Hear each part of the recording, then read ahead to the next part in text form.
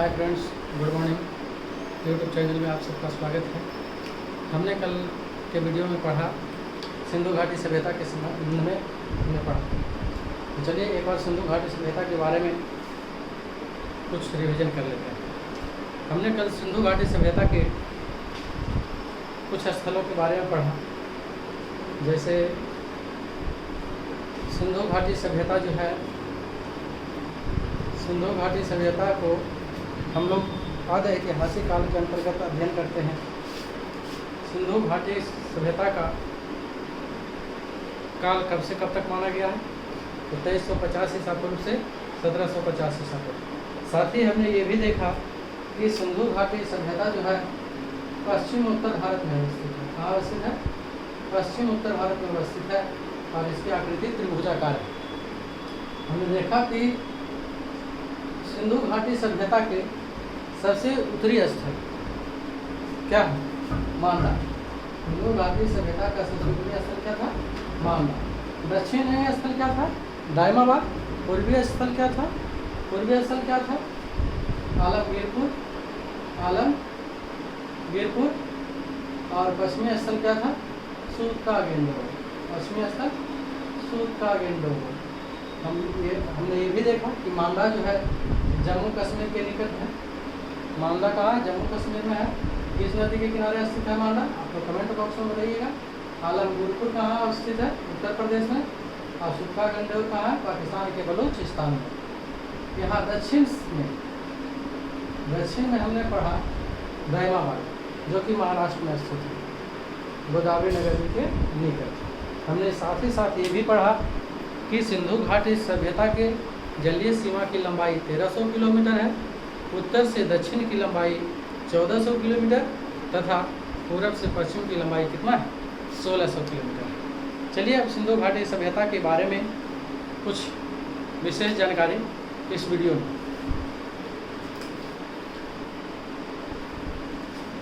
आज हम लोग सिंधु घाटी सभ्यता के खोज एवं उत्खनन के बारे में पढ़ेंगे। सिंधु घाटी सभ्यता का खोज और उत्खनन के संदर्भ में पढ़ेंगे। क्या पढ़ना है? चलिए देखते हैं वीडियो। सिंधु घाटी सभ्यता की जानकारी सर्वप्रथम किसने दिया था?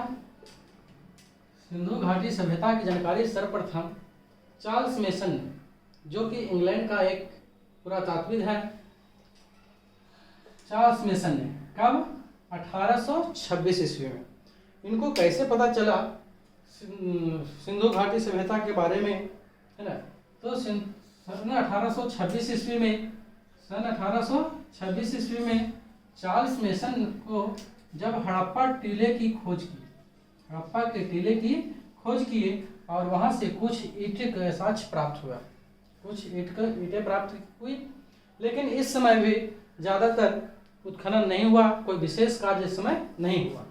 इसके बाद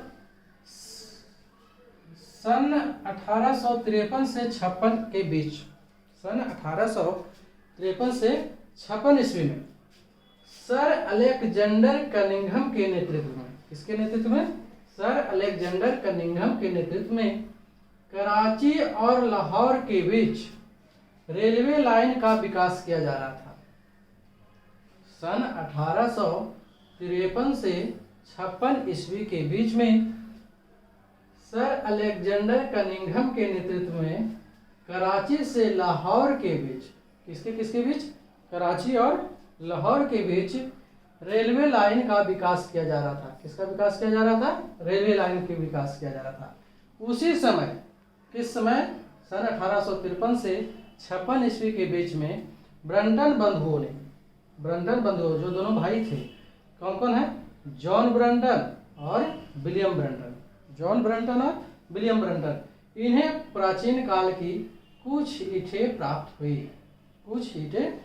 हुई, लेकिन इस समय भी इन लोगों ने कोई विशेष ध्यान नहीं दिया। चलिए अब आगे चलते हैं। फिर सन 1921 ईस्वी में भारतीय पुरातात्विक एवं सर्वेक्षण विभाग के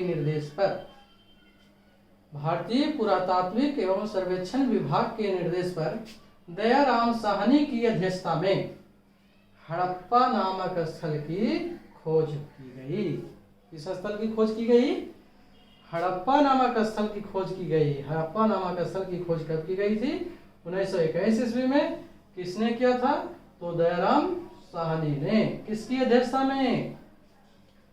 सॉरी, किसके निर्देशन पर? तो भारतीय पुरातात्विक एवं सर्वेक्षण विभाग के निर्देशन पर। जब हड़प्पा सभ्यता का हड़प्पा नामक स्थल की खोज हुई तो पुरातत्व विभाग का ध्यान विशेष रूप से इस सभ्यता की ओर आकर्षित हुआ।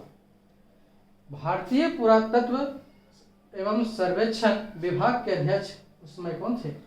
जॉन मार्शल थे।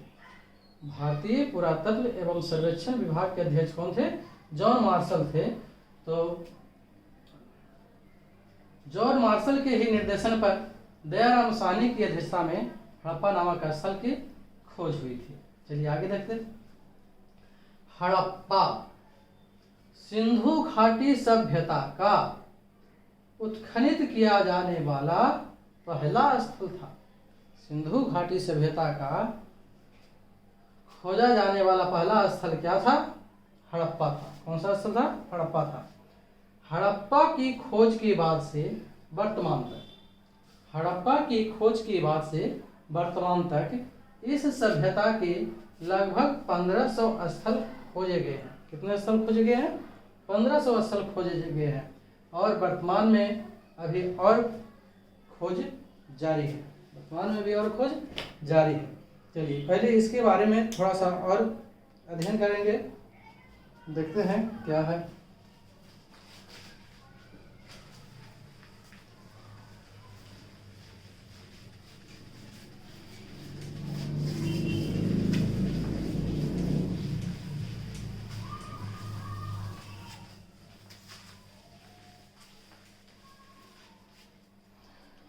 अब हम लोग देखते हैं सिंधु घाटी सभ्यता का नामकरण।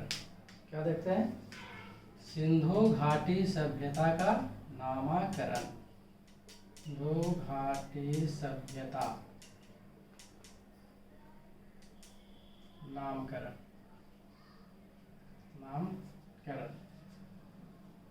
तो चलिए, सिंधु घाटी सभ्यता को किस किस नाम से जानते हैं?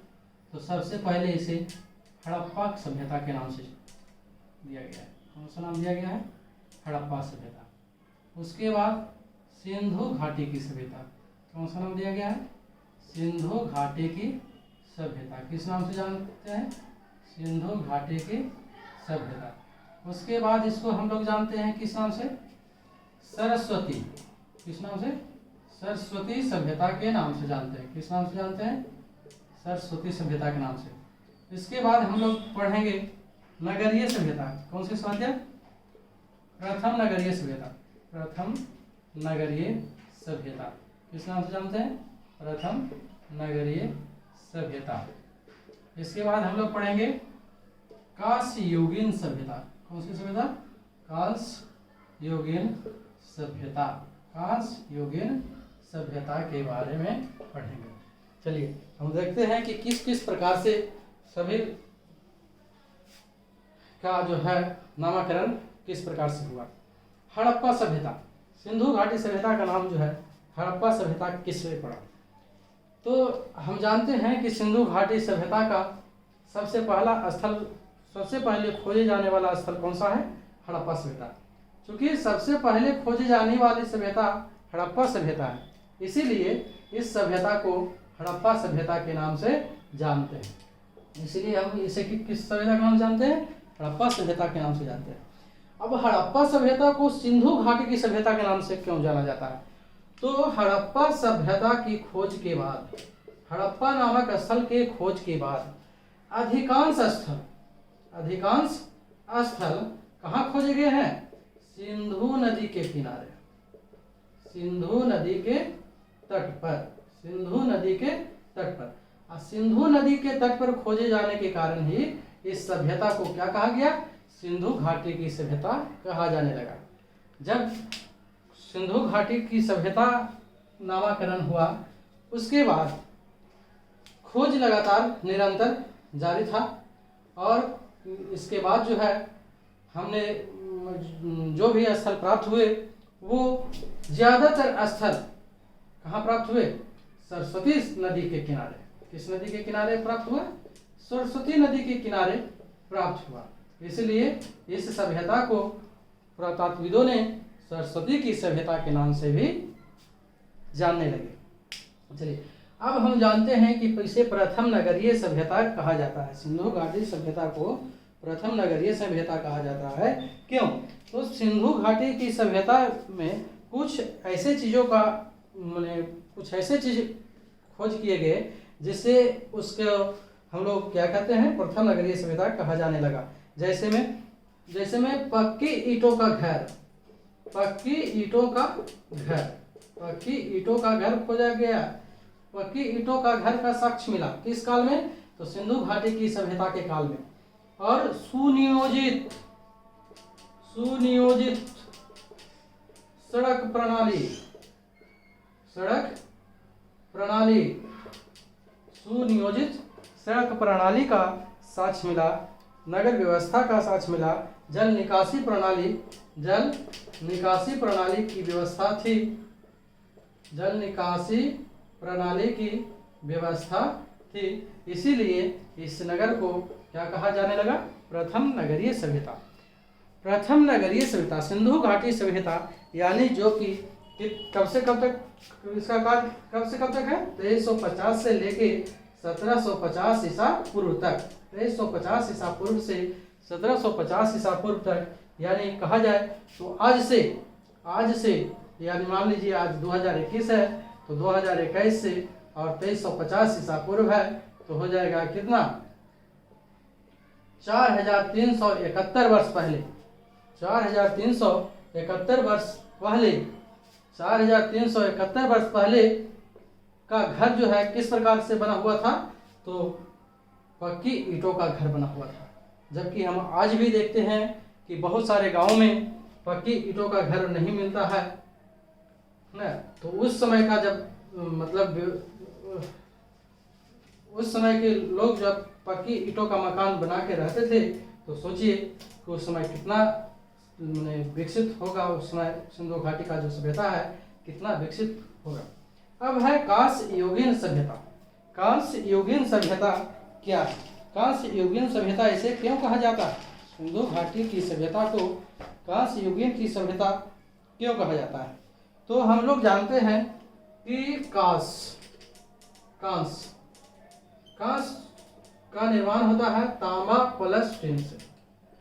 तांबा प्लस टिन को मिलाने से क्या इसका निर्माण होता है? कांसे का निर्माण होता है। और उस समय सिंधु घाटी की सभ्यता के समय तांबे की और टीन की निर्मित बहुत सारी वस्तुओं का खोज की गई। सिंधु घाटी सभ्यता यानी आज से लगभग 4000 वर्ष पहले तांबे का और टीन के वस्तुओं का साक्ष्य मिलता है। तो इसी कारण से हम लोग इस युग को भी क्या कहें? कांस्य युगीन सभ्यता कहें। क्या कहें? कांस्य युगीन सभ्यता कहें। और आज भी पुरातत्व विभाग द्वारा पुरातात्विक स्थलों की खोज जारी है। चलिए आज की वीडियो में बस इतना ही। अगर आपको वीडियो पसंद आया हो तो लाइक करें, शेयर करें और सब्सक्राइब करें।